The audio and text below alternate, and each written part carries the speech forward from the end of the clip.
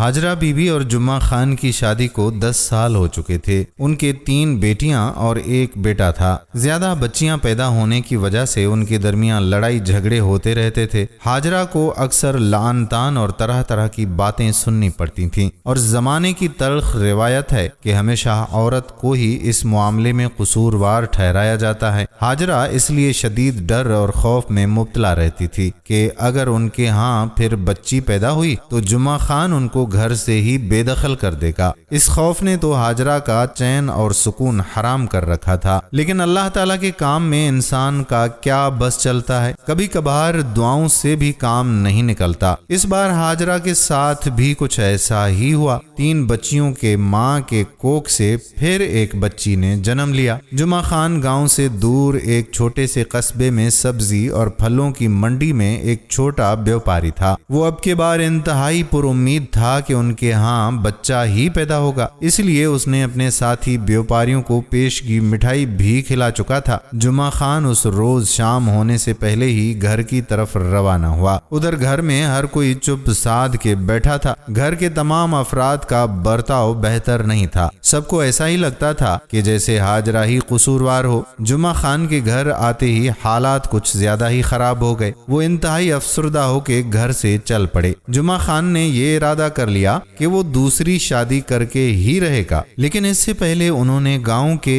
एक आलिम से राब्ता किया। आलिम ने जुम्मा खान को मशवरा दिया कि अगर बच्ची का नाम जोरबस रखा जाए तो उनके यहाँ आइंदा बच्चे की विलादत नहीं होगी। जोरबस के मानी बेटी नहीं के हैं, जो कि मकामी जुबान का लफ्ज है। हाजरा इस पर राजी ना थी, लेकिन हाजरा जिस मुआशरे में रहती थी वहाँ औरतों की बात सुनना तो दूर, उनसे किसी मसले पर मशवरा तक गवारा ना था। और यही वजह थी कि हाजरा की तीनों बच्चियों की कम उम्री में ही शादियां कर दी गई थीं और किसी को भी स्कूल जाना नसीब ना हो सका था। हाजरा के कोख से 4 बच्चियां और 1 बच्चा हामिद भी था। हामिद और जोरबस के दरमियान सिर्फ 1.5 साल का फर्क था, लेकिन घर में हर काम हामिद के मर्जी से होता था। अच्छा खाना उन्हें मिलता, वो अच्छा पहनता था और हमेशा दोस्तों के साथ आवारागर्दी करता रहता था। और जोरबस का काम घर का ख्याल रखना और बर्तन धोना ही था। गांव में बाहर के मौसम में बच्चों को स्कूल में दाखिल कराया जाता था। हाजरा की ये ख्वाहिश होती थी कि हामिद के साथ जोरबस भी स्कूल में दाखिल हो। जुम्मा खान जब रात को घर लौट आए तो उनके हाथ में एक बस्ता और कुछ कापियां थीं। उन्होंने आते ही हाजरा को हुक्म सादर कर दिया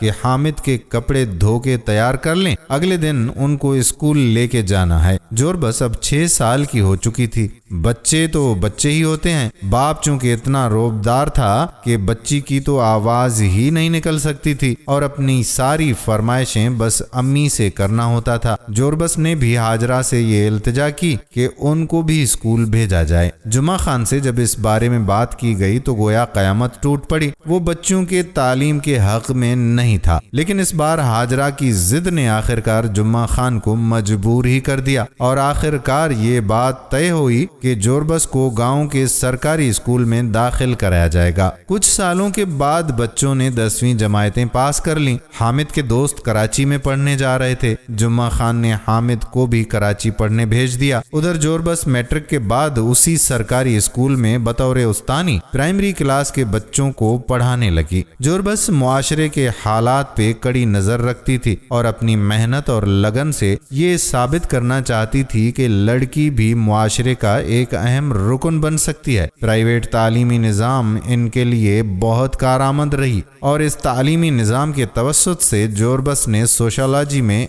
MA का इम्तिहान पास किया और अपने गांव के हाई स्कूल में बतौर हेड मिस्ट्रेस मुकर्रर हो गई। दूसरी तरफ हामिद कराची जाने के बाद पढ़ाई से ज्यादा गैर निसाबी सरगर्मियों में मसरूफ रहा और कई साल गुजारने के बाद भी BA का इम्तिहान पास नहीं कर सका और वो नाकामी का बोझ कंधे पर उठाए वापस गांव आ गया। कहते हैं कि वक्त इंसान का सबसे बड़ा उस्ताद होता है और इंसान हर चीज का अमली मुजाहरा वक्त के आने पर ही कर सकता है। जुम्मा खान के साथ भी कुछ ऐसा हुआ था। वो जिसको अपने बुढ़ापे का सहारा समझ خرچ کر سب کچھ لٹا چکا تھا، وہ اس کے بڑھاپے کا سہارا تو نہیں بن سکا، ہاں وہ ایک مصیبت ضرور بن چکا تھا، کیونکہ جب سے وہ واپس آیا تھا وہ دوستوں کے ساتھ آوارہ گردی میں مشغول ہی رہتا تھا، اب تو شراب نوشی بھی کرنے لگا تھا۔ ان بدلتے حالات نے جمعہ خان کو بہت حد تک بدل دیا تھا۔ اب گھر میں جوربس ہی تھی جو پورے گھر کی کفالت کر رہی تھی اور بوڑھے باپ کا واحد سہارا تھی۔ جوربس نے اپنی لگن اور محنت سے نہ صرف اپنے والد کے سوچ کو شکست دی بلکہ معاشرے میں رائج اس روایت کو بھی۔ اس کے ساتھ ساتھ جوربس نے اپنے نام کے معنی میں جوڑے تمام نفرتوں اور حقارتوں کو ہمیشہ کے لیے ختم کر کے شفقت اور محبت کو ہمیشہ کے لیے اس نام کے معنی میں چھوڑ دیا۔ دوستو، ہم امید کرتے ہیں کہ ہماری آج کی ویڈیو بھی آپ کو ضرور پسند آئی ہوگی اور اپنے دوستوں کے ساتھ اس ویڈیو کو شیئر بھی کریں گے۔ آنے والی ویڈیو تک اپنے میزبان قادر بخش کلہوڑو کو اجازت دیجیے۔